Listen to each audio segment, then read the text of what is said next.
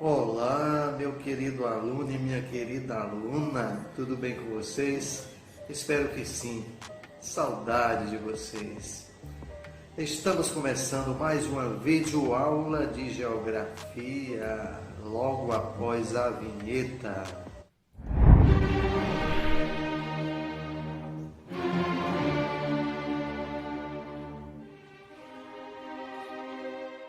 Nosso tema de hoje será o tempo meteorológico e os elementos do clima. É comum confundirmos tempo e clima, mas será que tem diferença? Por que fazemos esta confusão? Ora, o clima indica a sucessão das variações dos estados de tempo em um determinado lugar durante um longo período. Por exemplo, clima semiárido, clima equatorial. Já o tempo não se apresenta sempre igual no mesmo tipo de clima. Um dia pode estar ensolarado, outro pode estar nublado, chuvoso ou com muito vento. Então o tempo muda de acordo com as condições atmosféricas, temperatura, pressão atmosférica, direção dos ventos, nebulosidade, umidade registradas em determinado momento. Em outras palavras, podemos dizer que o estado momentâneo, ou seja, o momento do ar num determinado lugar da Terra, caracteriza o tempo atmosférico desse lugar. Por isso dizemos, por exemplo, nos meios de comunicação, o tempo hoje está frio e chuvoso. Por que isso ocorre?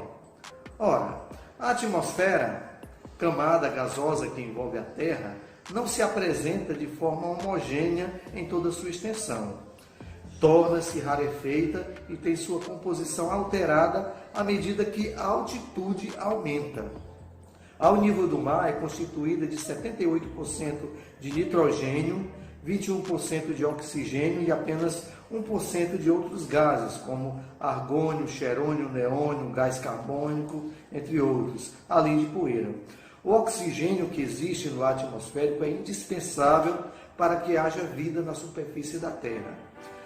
As variações da temperatura do ar, como umidade e pressão, precipitações, ventos e movimento das massas, são fenômenos que ocorrem na atmosfera e caracterizam os estados ou condições do tempo atmosférico. São os chamados fenômenos meteorológicos ou elementos do clima. A ciência que estuda as causas e os efeitos desses fenômenos é a meteorologia. O conhecimento das variações dos fenômenos meteorológicos é muito útil para a realização das atividades humanas no espaço geográfico, pois tais informações ajudam a prevenir possíveis prejuízos e acidentes em eventos como as secas, os furacões e as enchentes podem causar. Além disso, as previsões meteorológicas podem ser de grande auxílio, por exemplo, para evitar o transtorno de sair em uma manhã ensolarada e voltar debaixo de um temporal. Vamos agora ao estudo de cada um dos elementos que definem o tempo e caracterizam o clima de um lugar. Vamos começar com a temperatura do ar. A fonte de energia responsável pela temperatura da atmosfera, ou seja, pela quantidade de calor existente no ar, logicamente é o Sol. A radiação solar, ou chamamos também de insolação, atravessa a atmosfera que retém 19% do calor irradiado.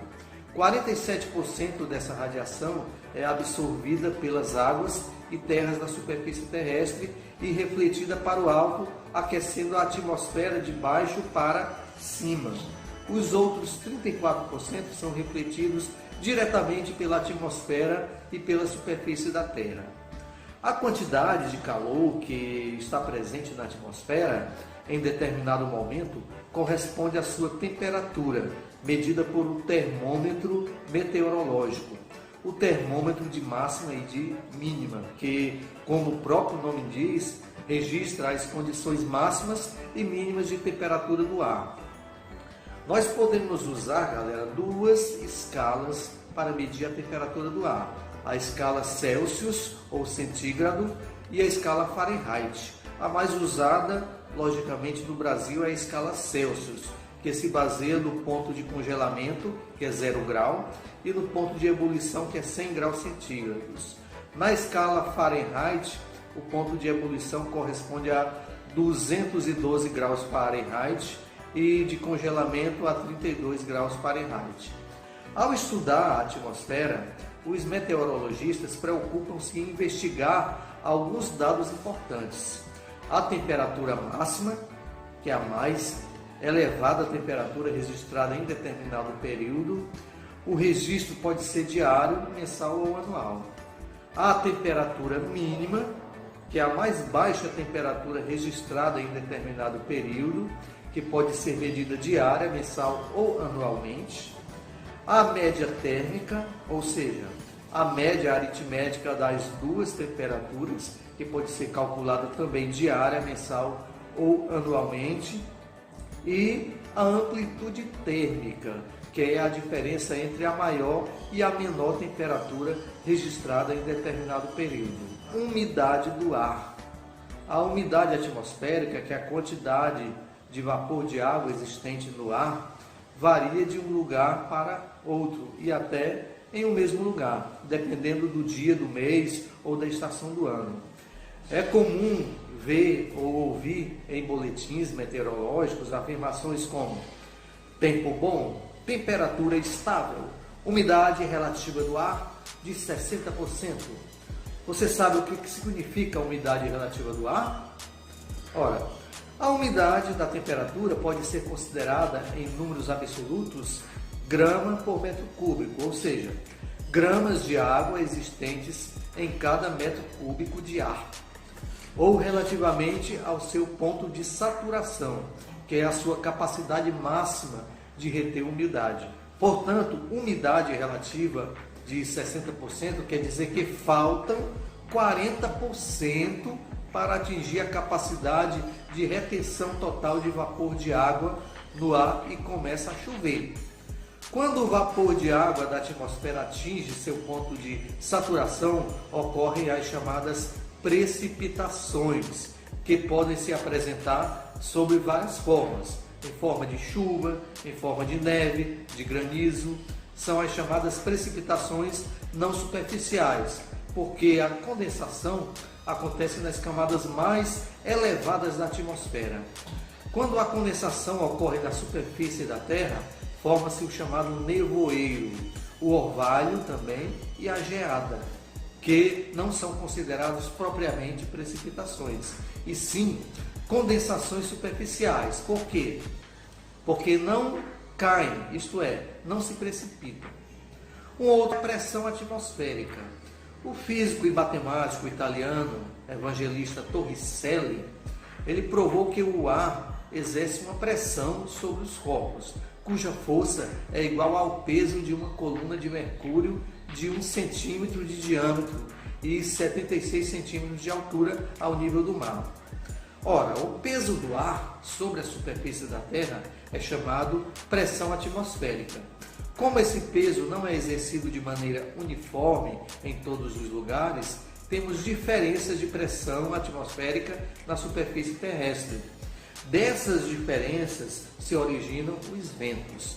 Damos o nome de vento, galera, aos movimentos horizontais e verticais do ar, cuja formação depende da distribuição das temperaturas na superfície da Terra, pois estas são responsáveis pelas desigualdades de pressão atmosférica que iniciam esses movimentos.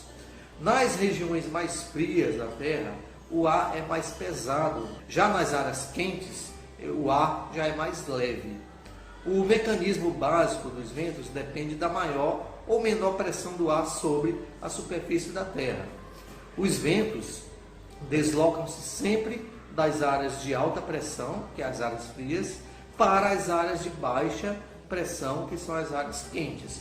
As ondas de alta pressão são chamadas anticiclonais e as de baixa pressão são chamadas de ciclonais. O instrumento que é usado para medir a velocidade dos ventos nós chamamos de anemômetro, e a sua direção é dada pelo anemoscópio, chamado também de biruta. A velocidade dos ventos é expressa em quilômetros por hora e em metros por segundo. Ok, galerinha, por hoje nós ficamos por aqui. Lembrando novamente que as atividades domiciliares e os nossos encontros virtuais estão sendo feitos através do aplicativo Google Classroom e do Google Meet. Assistam mais videoaulas no canal do professor Roger no YouTube. Chegando lá no YouTube, além de assistir, dá um like, faça um comentário, inscreva-se, clique no sininho de notificações para fortalecer nosso canal, respondam às atividades que vocês estão recebendo para acumularem pontos nesse bimestre. Um grande abraço, beijo no coração, até logo, até mais ver, tamo junto, é nóis!